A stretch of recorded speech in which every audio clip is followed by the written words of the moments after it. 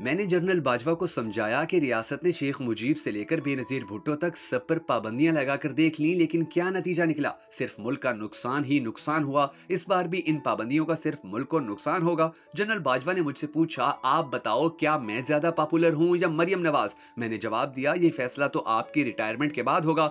आप रिटायर होने के बाद लाहौर जाएं और दूसरी तरफ से मरियम नवाज आएं, आवाम से पूछें, फैसला हो जाएगा। ये बात भी दुरुस्त है कि तब जनरल बाजवा बार बार कह रहे थे कि मरियम नवाज की कोई गुंजाइश नहीं है, और मैं जवाब में कहता रहा कि ये फैसला करने वाले आप कौन होते हैं। बहरहाल मेरी कोशिश रंग लाई और मियां नवाज शरीफ और मरियम नवाज को स्पेस मिल गई। मरियम की खबरें टीवी पर चलना शुरू हो गईं और 20 सितंबर 2020 को पीडीएम बन गई। मैंने उनसे पूछा कि क्या पीडीएम आपके मज़ाकरात का नतीजा थी, तो उनका जवाब था कि हाँ, एक वजह यह भी थी। ये कहानी है नून लीग के साबिक गवर्नर मोहम्मद जुबैर की, कि जो एक मुद्दत तक नून लीग की खिदमत करते रहे, मगर अब वो नून लीग से नाराज होकर उन्हें छोड़ चुके हैं। नून लीग में अगर शरीफ खानदान पर किसी के सबसे ज्यादा एहसानात थे तो वो यही मोहम्मद जुबैर थे, कि जिनको आज मरियम और नवाज शरीफ किसी भी किस्म की अहमियत देने से इंकारी हैं। और मोहम्मद जुबैर नून लीग के खिलाफ मीडिया पर आजकल खुलकर बात कर रहे हैं। आज के इस वीडियो में हम आपको बताएंगे कि किस तरह मरियम नवाज और नवाज शरीफ को सजा दी गई, किस तरह पीडीएम बनाई गई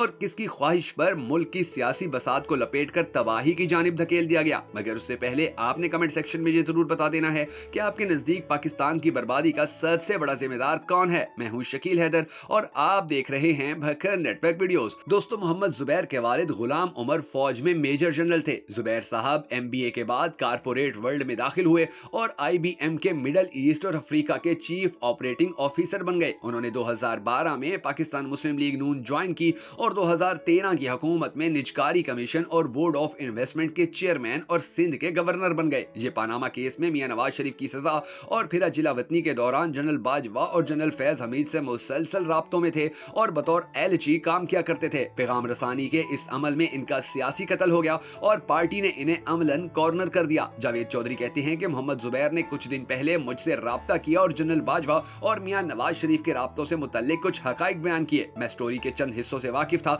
चनाचा गुफ्तगू के दौरान मैं उनसे सवाल करता रहा और वो निहायत ईमानदारी से जवाब देते रहे। मोहम्मद जुबैर का कहना था कि मियां नवाज शरीफ ने मुझे बहुत इज्जत दी, दो अहम तरीन इदारों का चेयरमैन और गवर्नर सिंध बनाया। मैं जब निजकारी कमीशन का चेयरमैन था तो बिलियन डॉलर की निजकारी हुई। मैं मिलियन डॉलर के फाइनेंशियल एडवाइजर हायर करता था, लेकिन नवाज शरीफ ने मुझे किसी काम से रोका और न किसी की सिफारिश की। लिहाजा मैं दिल से उनका एहसानमंद हूं और उनके एहसानात और इज्जत की वजह से आज तक पार्टी में हूं। मुझे 2018 में पार्टी छोड़ने और नई हुकूमत में अहम पोजीशन की ऑफर हुई थी। मुझे कहा गया था कि तुम गवर्नर भी रह सकते हो और नई हुकूमत में अहम पोर्टफोलियो भी ले सकते हो, बस तुमने एक प्रेस कॉन्फ्रेंस करनी है। लेकिन मैंने साफ इनकार कर दिया। तब मेरी बीवी ने भी कह दिया था कि तुमने अगर ये ऑफर कबूल की तो मैं तलाक ले लूंगी। अंदाजा लगाएं कि हम लोग शरीफ फैमिली से इतने कमिटेड थे।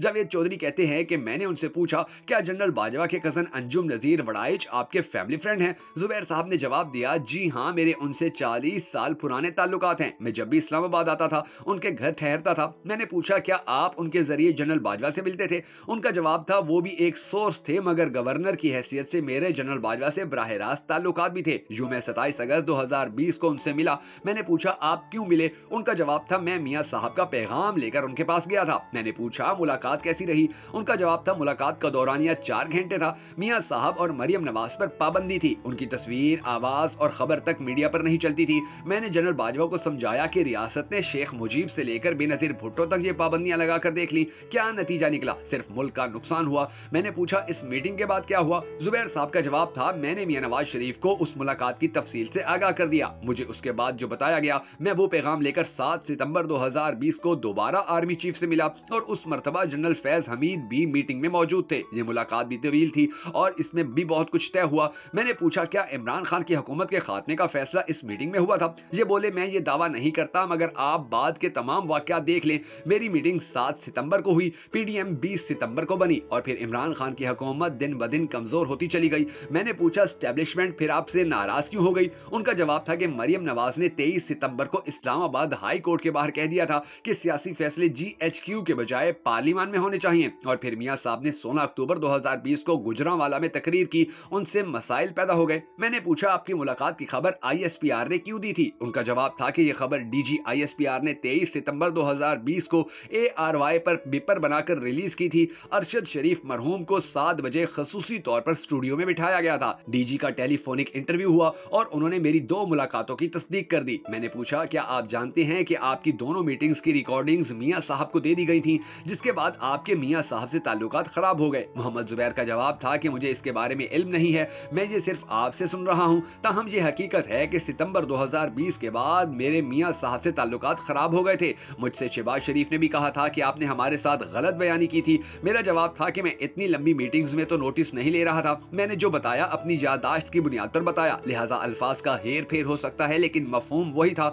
मैंने पूछा कि क्या आपको ये रवैया बुरा लगा, तो उनका जवाब था कि मुझे बुरा लगा क्योंकि मैं उस वक्त मियां साहब और मरियम नवाज का तर्जमान था। जब पार्टी के तमाम तर्जमान भाग गए थे, कोई शख्स पार्टी को डिफेंड करने के लिए तैयार नहीं था। मुझे 2017 में जनरल नवीद मुख्तार ने बुलाकर कहा था कि तुम लोग मरियम नवाज के साथ फौज के खिलाफ मीडिया सेल चला रहे हो। मैं उस वक्त गवर्नर था। मैंने उन्हें बताया था कि हमारी पार्टी के लोग टॉक शोज में जाते हैं, हम इसलिए तैयारी करते हैं, हमारे मीडिया सेल में फौज के खिलाफ कोई बयानिया नहीं बनता। मुझे उस वक्त भी तोड़ने की कोशिश की गई थी। असद उमर मेरा भाई है, ये पीटीआई में था। डॉक्टर आरिफ अलवी और अली जैदी मेरे पुराने दोस्त हैं, हम इकट्ठे पले बड़े हैं। 2018 में जब तब्दीली आ रही थी तो तब्दीली लाने वालों और उन दोस्तों ने मुझे लंबी चौड़ी ऑफर्स दी, मगर मैंने माजरत कर ली। अक्टूबर 2021 में पेंडोरा पेपर सामने आए, इनमें इसाक डार के बेटे अली डार का नाम था। पार्टी में कोई शख्स दफा के लिए तैयार नहीं था, ये काम भी मैंने किया। मियां साहब और मरियम साहिबा की गिरफ्तारी के बाद पार्टी के तमाम तर्जमान गायब हो गए, मगर मैं मुसलसल बोलता रहा। मैंने आखिर में पैगाम रसानी का वो काम भी किया कि जिसके नतीजे में मियां साहब भी नाराज हो गए और जनरल बाजवा भी।